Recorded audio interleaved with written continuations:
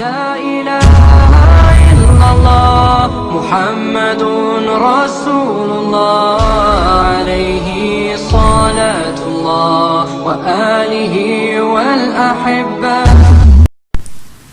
الحمد لله وحده والصلاة والسلام على من لا نبي بعده.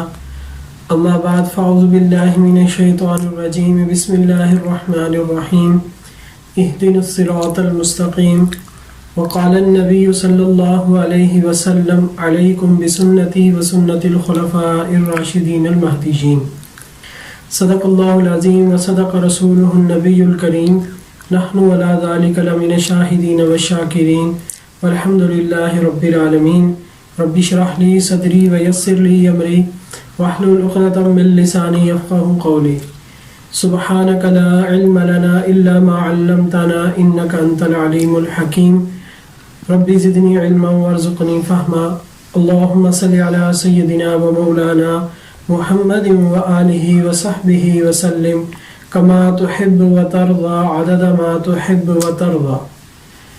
انتہائی واجب الاحترام گرامی قدر سامعین، یہ جو آج کی ہماری نشست ہے اس کا موضوع یہ ہے کہ انجینئر محمد علی مرزا نے سیدنا عمر فاروق رضی اللہ تعالیٰ عنہ اور سیدنا عثمان غنی رضی اللہ تعالیٰ عنہ کے خلاف ایک بیان کیا تھا، جس میں اس نے کہا کہ انہوں نے جو ہے یہ بدعت ایجاد کی تھی۔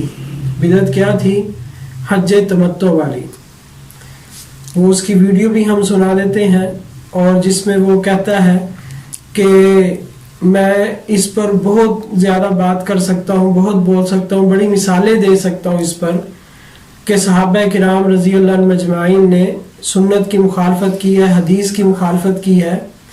اس پر وہ گفتگو کرتا ہوا کہتا کہ میں اس پر بڑی مثالیں دے سکتا ہوں۔ اس میں انہوں نے پھر اس نے کچھ بات کی سیدنا عثمان غنی رضی اللہ تعالیٰ عنہ اور عمر فاروق رضی اللہ تعالیٰ عنہ کے بارے میں، اور انتہائی لہجہ جو ہے بڑا، جیسا کہ آپ حضرات کو معلوم ہی ہے جیسا اس کا لہجہ ہے۔ بہرحال ہم اس کے لہجے کا تو جواب نہیں دیتے۔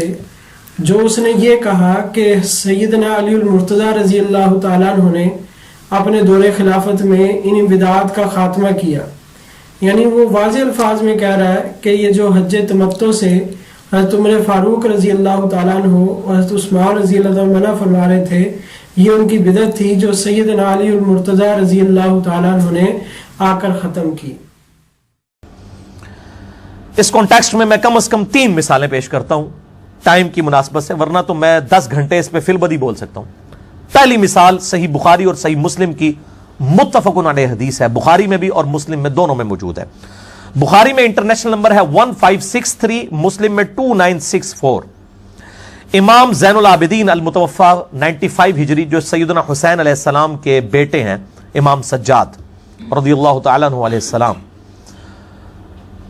وہ مروان بن حکم سے نقل کرتے ہیں کہ مروان کہتا ہے کہ میں اس مجلس میں موجود تھا جہاں پہ سیدنا عثمان جب خلیفہ راشد تھے، ان کا اور سیدنا علی کا اختلاف ہو گیا ایک مسئلے میں، اور وہ اختلاف یہ تھا کہ سیدنا عثمان رضی اللہ تعالیٰ عنہ حج تمتع پر پابندی لگا رہے تھے، جبکہ بخاری اور مسلم میں ہے کہ آپ صلی اللہ علیہ وسلم نے بڑی محنت کر کے مشرکین عرب کی یہ رسم توڑی تھی، وہ حج تمتع کو حرام سمجھتے تھے، اور نبی علیہ السلام نے بخاری مسلم میں آتا ہے یوں انگلیاں داخل کی اور فرمایا قیامت تک حج اور عمرہ یوں داخل ہو گئے، اب قیامت تک حج تمتع ہے، میں نے اس کو جاری کر دیا ہے، ایک سفر میں حج اور عمرہ دونوں کیے جائیں۔ اتنی مشکل سے یہ مشرکانہ رسم توڑی، لیکن سیدنا عثمان رضی اللہ تعالیٰ عنہ نے کچھ اپنے ایشوز کی وجہ سے اس کے اوپر پابندی لگائی۔ اب وہ ایک علیحدہ سے ٹاپک ہے، میں اس طرف چل پڑوں گا پھر فائدہ نہیں ہے۔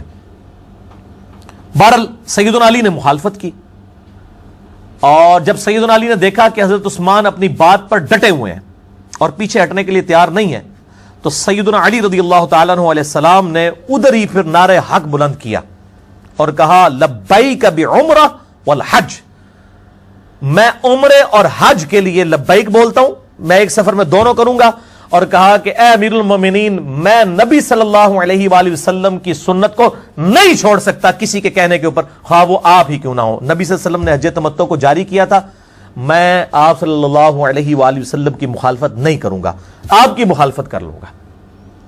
یہ صحابہ کرام کا ایٹیچیوڈ تھا.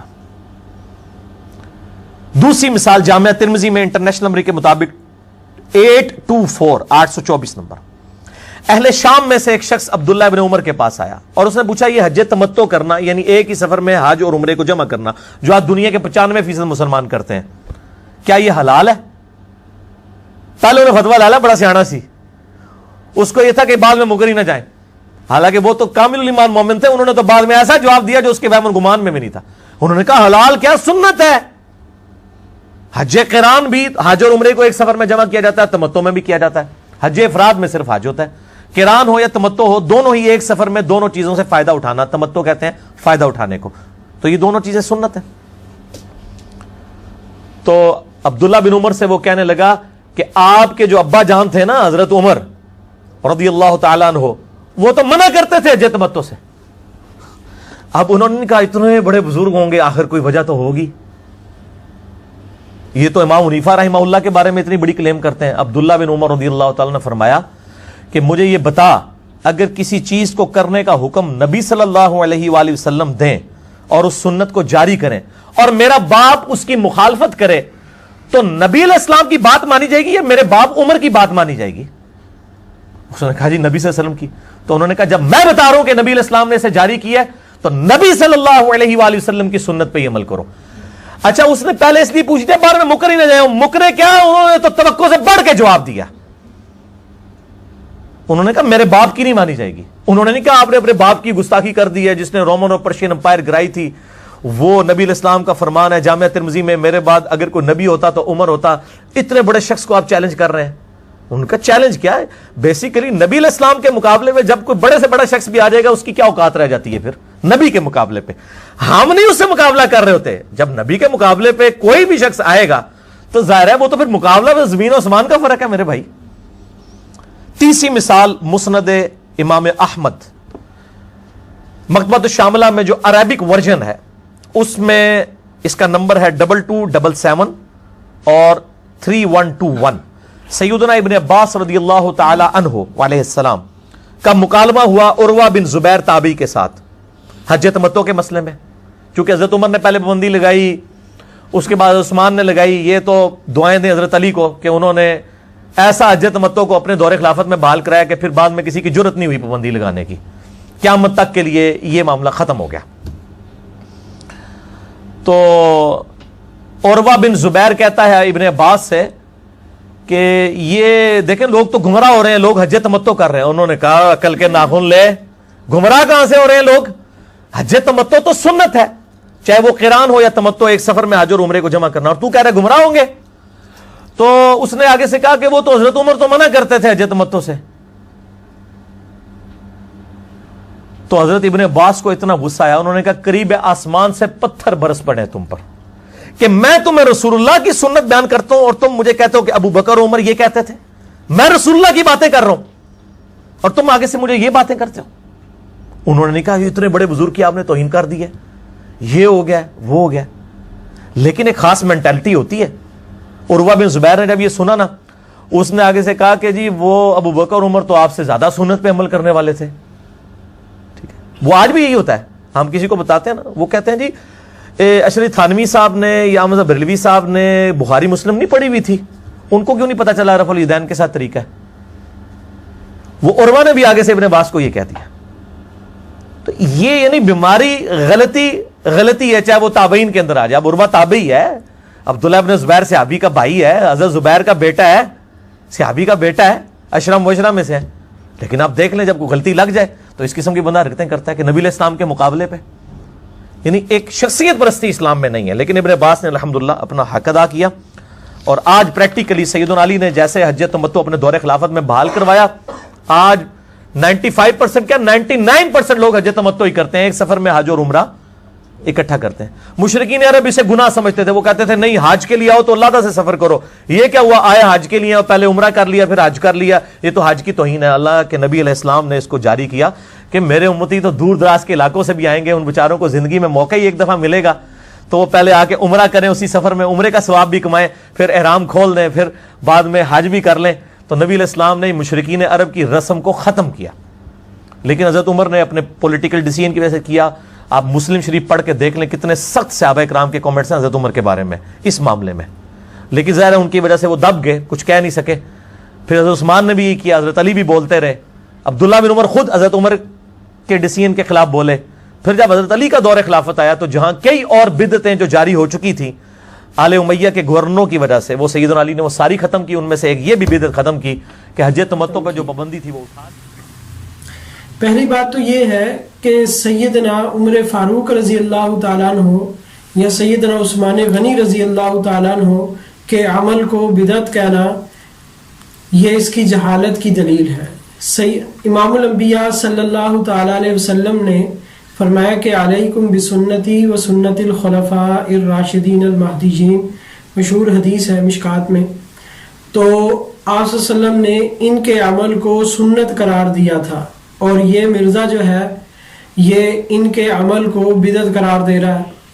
جیسا کہ میں نے پہلے بھی عرض کیا تھا، ایک ہے کسی حدیث کو لے کر کسی کی مخالفت کرنا، ایک یہ ہے کہ اس حدیث پر، اس موضوع پر جتنی احادیث کتب احادیث میں مروی ہیں ان تمام چیزوں کو سامنے رکھ کر کسی صحیح نتیجے اور موقف پر پہنچ جانا، یہ اس کا کام نہیں ہے. یہ اسی شخص کا کام ہے جو اہل سنت والجماعت کے منہج پر چلتا ہے اور سلف صالحین کے دائرے میں رہ کر اور سلف صالحین کے منہج پر کتاب و سنت کو سمجھتا ہے، تو وہ پھر کسی صحیح نتیجے پر اور صحیح موقف پر پہنچتا ہے. اور اگر وہ اس کو ملحوظ خاطر نہیں رکھتا تو پھر وہ گمراہی کے گڑھے میں گرتا ہے، اور پھر وہ اسی طرح کی باتیں کرے گا. صحابہ کرام خلفائے راشدین کو معاذ اللہ وہ بدعتی کہے گا. اب میں آپ کو بتاتا ہوں کہ سیدنا عمر فاروق رضی اللہ تعالیٰ عنہ یا عثمان غنی رضی اللہ تعالیٰ عنہ یہ حج تمتع سے جو منع کرتے تھے تو اس کا کیا مطلب ہے. کیونکہ یہ بات تو آپ حضرات کو معلوم ہے کہ حج کی 3 قسمیں ہیں، حج قران ہے، تمتع ہے، افراد ہے. اور یہ تینوں قسمیں ان کے جواز پر پوری امت مسلمہ کا اجماع ہے. حج قران کسے کہتے ہیں کہ ایک ہی سفر میں ایک احرام کے ساتھ حج اور عمرہ ادا کرنا. تمتع کسے کہتے ہیں ایک ہی سفر میں حج اور عمرہ کرنا، لیکن عمرہ کر کے احرام کھول دینا، پھر حج کے لیے دوبارہ جو ہے وہ احرام باندھنا. اور حج افراد کسے کہتے ہیں کہ صرف حج کیا جائے، اس میں عمرہ نہ کیا جائے. تینوں جو ہے یہ جواز اس پر پوری امت مسلمہ کا جو ہے وہ اجماع ہے. اور دوسری بات یہ ہے کہ اس کی افضلیت میں اختلاف ہے کہ کسی کے نزدیک قران افضل ہے، کسی کے نزدیک تمتع افضل ہے، اور کسی کے نزدیک افراد افضل ہے.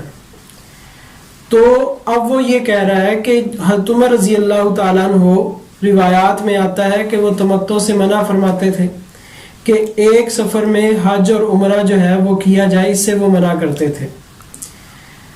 میں آپ کو اس کی حقیقت بتاتا ہوں کہ ان کا اصل موقف کیا تھا اور ان کا مطلب کیا تھا، جس سے یہ بیچارہ محروم ہے، اس لیے یہ گستاخی کا مرتکب ہوا. الحمدللہ اہل سنت والجماعت اس بات کے تصور سے ان کے دل کانپتے ہیں اور ان کی زبانوں پر الحمدللہ قطعاً ایسی بات جاری نہیں ہوتی جس سے شان صحابہ میں خصوصاً خلفائے راشدین کی شان میں جو ہے کوئی کمی واقع ہو. اصل میں تمتع کے ایک تو لغوی معنی ہے نفع اٹھانا. حج تمتع کو اس لیے کہتے ہیں کہ ایک سفر میں عمرہ بھی کر لیا جاتا ہے اور حج بھی کر لیا جاتا ہے اور اس سے نفع اٹھا لیا جاتا ہے. ایک ہے تمتع کا یہ معنی. ایک ہے تمتع کا اصطلاحی معنی کہ اس سے مراد حج تمتع لیا جائے، یعنی ایک سفر میں عمرہ اور حج کیا جائے الگ الگ احرام کے ساتھ. ایک تمتع کا معنی اور بھی ہے. وہ تمتع کا کیا معنی ہے؟ فسخ الحج الی العمرۃ، کہ حج کو عمرے میں فسخ کر دینا. اس کا کیا مطلب ہے؟ اور یہی مطلب جو تھا سیدنا عمر فاروق رضی اللہ تعالیٰ عنہ لیا کرتے تھے کہ وہ جو آتا ہے کہ نہا عن التمتع، کہ تمتع سے منع فرماتے تھے. تو اب لفظ تو تمتع کا ہی استعمال ہونا ہے. اب تمتع کے تو کئی معنی ہیں، تمتع کے کئی معنی ہیں. اب اس سے کون سا معنی مراد لیا جائے گا؟ تو محدثین نے اس چیز کی وضاحت کی ہے کہ سیدنا عمر فاروق رضی اللہ تعالیٰ عنہ اس تمتع سے مراد کیونکہ عربی کا لفظ تھا اور اس میں بہت سارے معنی کا احتمال تھا، تو وہ اس تمتع سے مراد حج تمتع نہیں لیتے تھے، بلکہ وہ اس سے مراد فسخ الحج الی العمرہ لیتے تھے۔ اب ہوا کیا تھا، جیسا کہ روایت میں آتا ہے صحیح مسلم میں، جیسا میں عرض کر دیتا ہوں، صحیح مسلم انٹرنیشنل نمبرنگ کے مطابق حدیث نمبر 1224، اس میں سیدنا ابو ذر رضی اللہ تعالیٰ عنہ فرماتے ہیں قال كانت المتعۃ فی الحج لاصحاب محمد صلی اللہ علیہ وسلم خاصۃ۔ ابو ذر رضی اللہ تعالیٰ عنہ فرماتے ہیں کہ جو متعہ ہے، کانت المتعۃ فی الحج، یہ صحابہ کے ساتھ خاص تھا۔ یہ میں نے روایت یہاں اس لیے پیش کی کہ آپ کو بتاؤں کہ متعہ کا معنی یہ بھی استعمال ہوتا ہے کہ اس سے مراد فسخ حج الی العمرہ ہے۔ فسخ حج الی العمرہ، یہ متعہ اس پر بھی استعمال ہوتا تھا۔ اب وہ کیا تھا کہ زمانہ جاہلیہ میں جو تھا وہ اشہر حج میں، حج کے مہینوں میں عمرے کو مکروہ سمجھا جاتا تھا، تو آپ صلی اللہ تعالی علیہ وسلم نے اس بری رسم کو ختم کرنے کے لیے حکم فرمایا تھا کہ جو آدمی حج کے لیے آیا اور اس نے جو ہے وہ جانور، ہدی کا جانور ساتھ نہیں لے کر آیا، تو وہ جو ہے وہ اپنے حج کو ختم کر دے، یعنی عمرہ کر لے، عمرہ کر کے وہ احرام کھول دے، عمرہ کر کے احرام کو کھول دے، اور پھر اس کے بعد جو ہے وہ حج کے لیے احرام باندھ لے گا۔ تو اب یہ ایسا کیوں کیا گیا؟ کیونکہ زمانہ جاہلیہ میں عمرے کو حج کے مہینوں میں برا سمجھا جاتا تھا، مکروہ سمجھا جاتا تھا، تو آپ صلی اللہ تعالی علیہ وسلم نے یہ ارشاد فرما کر جو ہے وہ اس بری رسم کو ختم فرما دیا، اس بری رسم کو ختم فرما دیا کہ جو صحابہ کرام رضوان اللہ علیہم مجمعین اپنے ساتھ جانور نہیں لے کر گئے تھے، تو ان کو فرمایا کہ بھائی پہلے آپ جو ہے وہ عمرہ کر لیں، تو پھر انہوں نے عمرہ کر لیا۔ یہ صحیح مسلم میں حدیث نمبر 1218، اس میں آپ صلی اللہ تعالی علیہ وسلم کا فرمان موجود ہے فَمَنْ كَانَ مِنْكُمْ لَيْسَ مَعَهُ هَدْيٌ فَلْيَحِلَّ وَلْيَجْعَلْهَا عُمْرَةً، کہ جو جانور ساتھ نہیں لے کر آیا تو وہ جو ہے وہ حلال ہو جائے اور اس سفر کو وہ عمرہ بنا لے، اس سفر کو وہ عمرہ بنا لے۔ تو اب یہ معاملہ ہوا تھا، اب اس کے صحابہ کرام رضی اللہ عنہم مجمعین، اور یہ خاص تھا صحابہ کرام رضی اللہ عنہم مجمعین کے ساتھ، جیسا کہ میں نے ابھی حدیث حضرت ابو ذر رضی اللہ تعالیٰ عنہ سے پڑھی، 1224 نمبر حدیث نمبر 1224۔ اور اسی طرح اگر آپ جائیں سنن ابی داود میں، سنن ابی داود میں حدیث نمبر ہے 1802، اس میں کیا حدیث ہے؟ حضرت ابو ذر رضی اللہ تعالیٰ عنہ سے روایت ہے کان یقول فی من حج ثم فسخها بعمرۃ لم یکن ذلک الا للرکب الذین کانوا مع رسول اللہ صلی اللہ علیہ وسلم، کہ وہ فرماتے ہیں کہ یہ ان صحابہ کرام رضوان اللہ علیہ مجمعین کے ساتھ خاص تھا جو رسول پاک صلی اللہ علیہ وسلم کے ساتھ حج میں شریک ہوئے تھے۔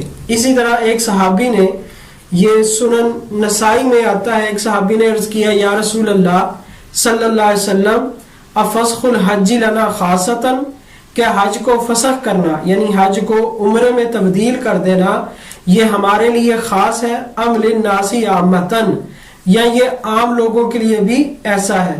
تو آپ صلی اللہ علیہ وسلم نے ارشاد فرمایا بل لنا خاصتاً۔ یہ سنن نسائی میں حدیث نمبر 2810 ہے۔ تو اس سے معلوم ہوا کہ جس متع سے سیدنا عمر فاروق رضی اللہ تعالیٰ عنہ منع فرماتے تھے وہ فسخ حج الی العمرہ ہے، کہ وہ فرماتے تھے کہ بھئی یہ تو صحابہ کرام رضوان اللہ علیہ مجمعین کے ساتھ خاص تھا، اب ہر بعد میں ہر آدمی جو ہے وہ اس طرح کر لیا کرے تو اس کے لیے جائز نہیں ہے۔ تو اب یہ دیکھیں یہ معنی ایسا معنی ہے کہ اس میں کوئی بھی کسی بھی حدیث کی مخالفت نہیں آتی۔ تو محدثین نے اس چیز کی وضاحت فرمائی ہے کہ وہ جو متع سے منع فرماتے تھے تو اس سے مراد فسخ الحج الی العمرہ ہے۔ پھر دوسری بات یہ ہے کہ جس طرح اس نے کہا کہ معاذ اللہ یہ بدعت تھی، تو اس کو تھوڑی سی اور ہمت کرتا, بدعت کی بجائے معاذ اللہ کفر ہی کہہ دیتا. کیوں؟ اگر سیدنا عمر فاروق رضی اللہ تعالیٰ عنہ حج تمتع سے منع کرتے تھے یا اس کی مخالفت کر رہے تھے تو حج تمتع کا ثبوت تو قرآن سے ثابت ہے.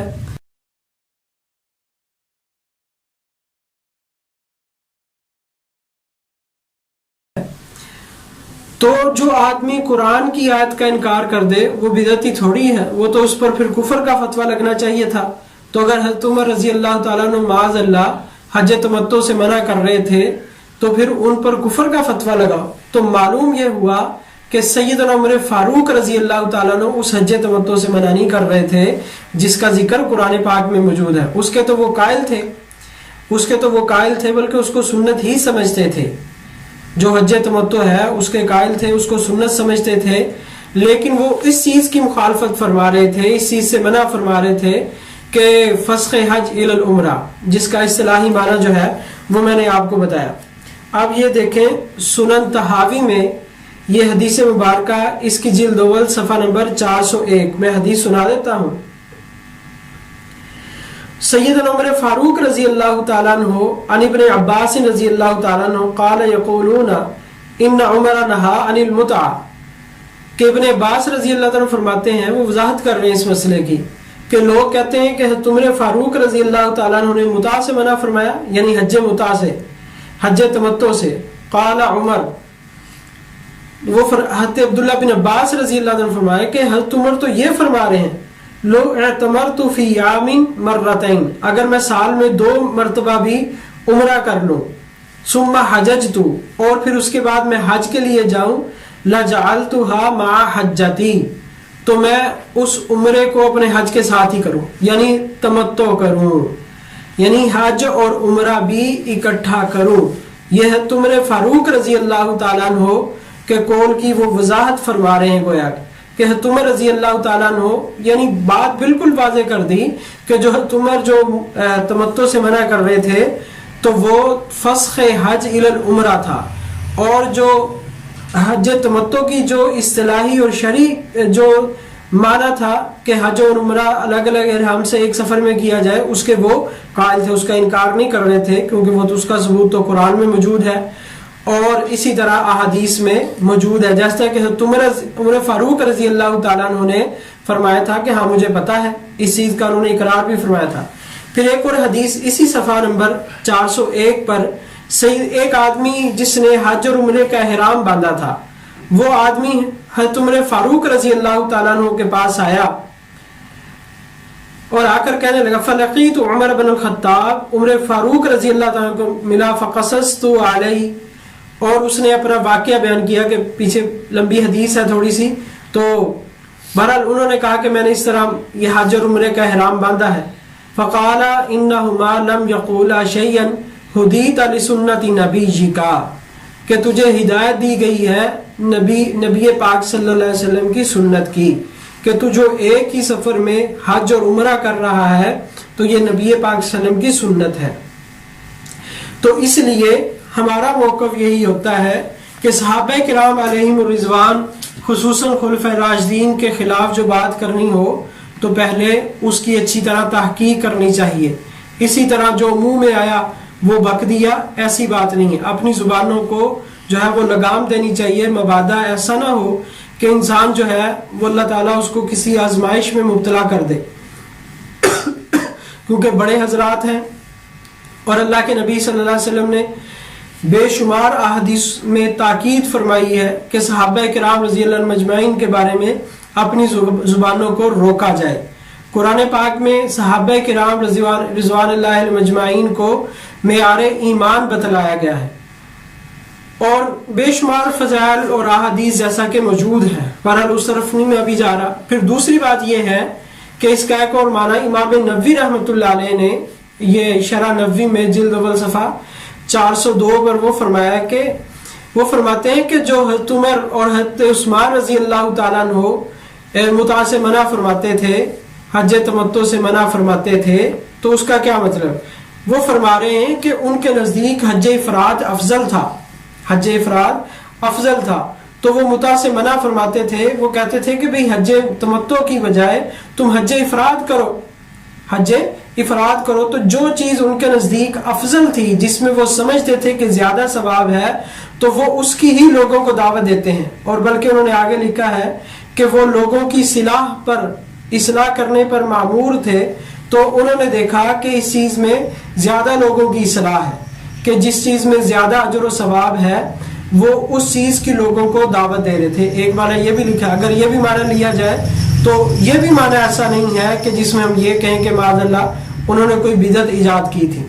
تو بدعت تو اصل میں بدعت یہ علی مرزا جو ہے وہ ایجاد کر رہا ہے کہ جو معاذ اللہ اس طرح کے معنی اور مطلب جو ہے وہ اپنی طرف سے ایک ذہن میں اختراع کرتا ہے، ایک تخیل کو، پھر اس کو اپنی زبان سے بیان کر دیتا ہے جس کا تحقیق سے کوئی تعلق نہیں ہوتا. تو اس لیے میں نے پہلے بھی بیانوں میں عرض کیا ہے کہ یہ اصطلاحات نہیں سمجھتا. جب تک یہ اصطلاحات کو نہ سمجھے، لغوی معنی، شرعی معنی، عرفی معنی، اس وقت تک اس کے علم میں پختگی نہیں آ سکتی اور اس کا موقف صحیح اور درست نہیں ہو سکتا. تو یہ جو میں نے تمام احادیث کے ریفرنس میں نے دیے ہیں، تو یہ بھی حدیثیں ہیں، اور ان احادیث سے جو سلف صالحین کا جو منہج ہے وہ میں نے عرض کر دیا. اب یہ تو کہتے ہیں نا جی کتاب و سنت کو سلف صالحین کے منہج پر سمجھے، تو سلف صالحین سے اس کا مراد خود ہی اپنا مراد ہی لے رہا ہے گویا کہ کتاب و سنت کو میرے منہج پر سمجھے کہ جو منہج میں سمجھا رہا ہوں. تو سلف صالحین سے جب یہ سلف صالحین کی بات کرے تو آپ یہ سمجھیں کہ یہ اپنی ہی بات کر رہا ہے کہ کتاب و سنت کو جس طرح میں سمجھا رہا ہوں اس طرح سمجھے. تو بھائی ہمارے نزدیک اس کی رائے کی کوئی حجت نہیں ہے. ہاں اصل بات یہ ہے کہ کتاب و سنت کو سلف صالحین کے منہج پر سمجھا جائے. جو شارحین نے جو باتیں کی ہیں، جو میں نے عرض کر دیا، تو اگر اسی پر ہم رہیں تو یہ سب سے بہترین بات ہے کہ کسی کی تنقیص بھی لازم نہیں آئے گی اور تمام باتیں اپنی جگہ پر صحیح اور درست قرار پائیں گی. اللہ تعالی ہم سب کو صحیح سمجھ عطا فرمائے، اور اللہ تعالی ہم سب کو کتاب و سنت پر سلف صالحین کے منہج پر چلنے کی توفیق عطا فرمائے. وآخر دعوانا محمد رسول اللہ.